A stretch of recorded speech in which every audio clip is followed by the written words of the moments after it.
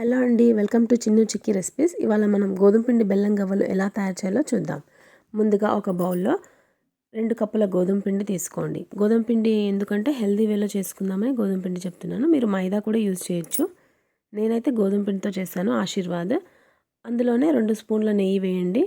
నెయ్యి బదులు డాల్డా కూడా యూజ్ చేయొచ్చు. నేనైతే నెయ్యి యూజ్ చేశానండి. అందులోనే కొద్దిగా సాల్ట్ వేయండి, కొద్దిగా వంట సోడా ఎందుకంటే గుల్లగా రావడానికి వంట సోడా చెప్పాను. సాల్ట్ కొద్దిగా అయితే సరిపోతుందండి. ఇప్పుడు అన్నీ బాగా మిక్స్ చేయాలండి. పిండి బాగా కలపాలి. ఇక్కడే ఉంది సీక్రెట్, గుల్లగా రావడానికి. బాగా మిక్స్ చేయాలి. పిండి మొత్తం కలపాలి. ఇంగ్రీడియంట్స్ అన్నీ పిండిలో మిక్స్ అవ్వాలి. ఇలా పట్టుకున్నప్పుడు మీకు ఇలా రావాలండి పిండి. ఇలా వచ్చిందంటే పర్ఫెక్ట్గా మిక్స్ అయినట్టు. ఇప్పుడు అందులో మనం కొద్దిగా వాటర్ పోసుకుంటూ మిక్స్ చేయాలి, కలపాలి. కొద్దిగా పోయాలి, ఒకేసారి ఎక్కువ వేయకూడదు. కొద్దిగా వాటర్ వేసుకుంటూ బాగా మిక్స్ చేయండి. పిండి అనేది గట్టిగా కాకుండా మరీ సాఫ్ట్గా కాకుండా మీడియంగా ఉండాలి. అప్పుడే మనకు గవ్వలు గుల్లగా వస్తాయి. కొద్దిగా పోసుకుంటూ కలపాలండి. ఇలా కలపాలి. బాగా మిక్స్ చేయాలి. మిక్స్ చేసి చూడండి, ఈ విధంగా ఉండాలి. అంత సాఫ్ట్గా అవ్వకుండా అంత గట్టిగా కాకుండా ఉండాలి పిండి. ఇప్పుడు పిండి రెడీ అయిపోయింది. కాసేపు ఒక 10 మినిట్స్ పక్కన ఉంచండి. 10 మినిట్స్ పక్కన ఉంచిన తర్వాత మరొకసారి పిండిని కలపండి. మిక్స్ చేయడంలోనే ఉందండి సీక్రెట్. ఆ పిండిని మళ్ళీ మనం ఇలా తీసుకొని ఆ షేప్లో చేసి రౌండ్ బాల్స్ లాగా ఇలా తుంచేయండి.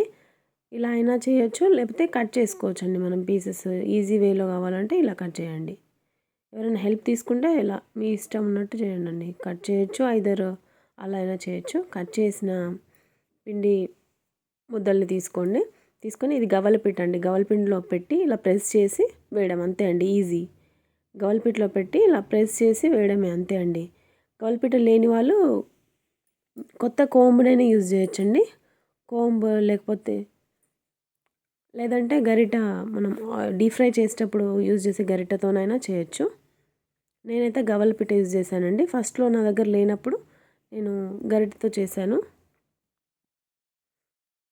ఇలా ఈజీగా అన్నీ చేసుకోవచ్చండి.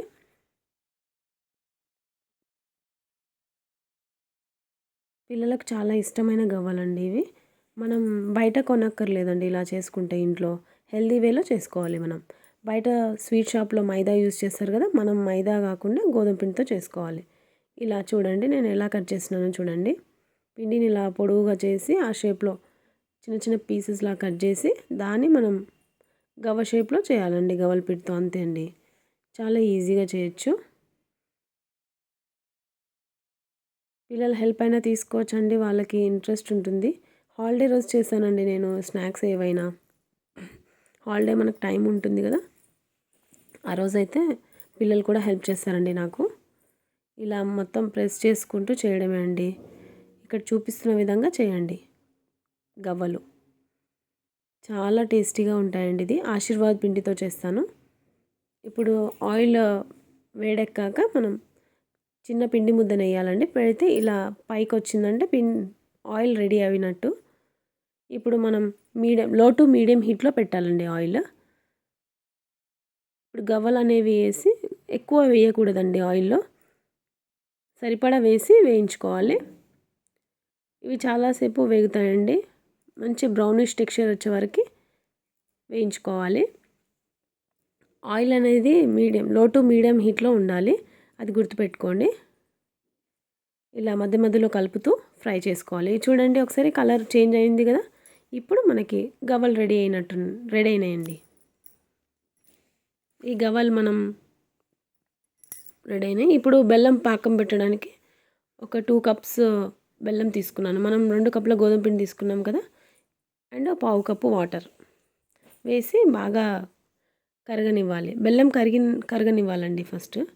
బెల్లం కరిగాక మనం బెల్లంని వడగట్టుకోవాలి, అది ఫిల్టర్ చేసుకోవాలి. ఫిల్టర్ చేసి అదే బౌల్లో వేసి కొద్దిగా మనం ఇలాచి పౌడర్ దంచి వేసుకోవచ్చు, మీ ఇష్టం.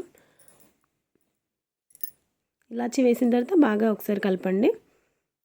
మనకు తీగ పాకం అవసరం లేదండి, జస్ట్ పాకం మనకు సాఫ్ట్గా ఉంటే చాలు, అంత గట్టిగా అవ్వకుండా జస్ట్ కొద్దిగా సాఫ్ట్గా ఉంచాలి. ఇప్పుడు అవ్వలేదు, ఇంకొద్దిసేపు కలపండి.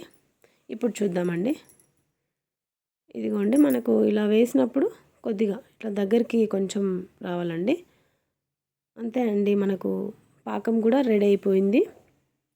ఇప్పుడు మనం ముందుగా వేయించిన గవ్వలు ఇందులో వేయడం అండి. స్టవ్ ఆఫ్ చేసి గవ్వల్ని వేసేయండి. దాంట్లో గవ్వల్ని వేసి కలపండి బాగా. అంతే అండి, గవ్వలు చాలా బాగుంటాయండి, టేస్టీగా ఉంటాయి. మనకు బెల్లం అనేది మొత్తం పీల్చేస్తుందండి. గవ్వలన్నీ పీల్చిన తర్వాత మనకు గవ్వలు రెడీ అయిపోయినట్టు. అంతే అండి.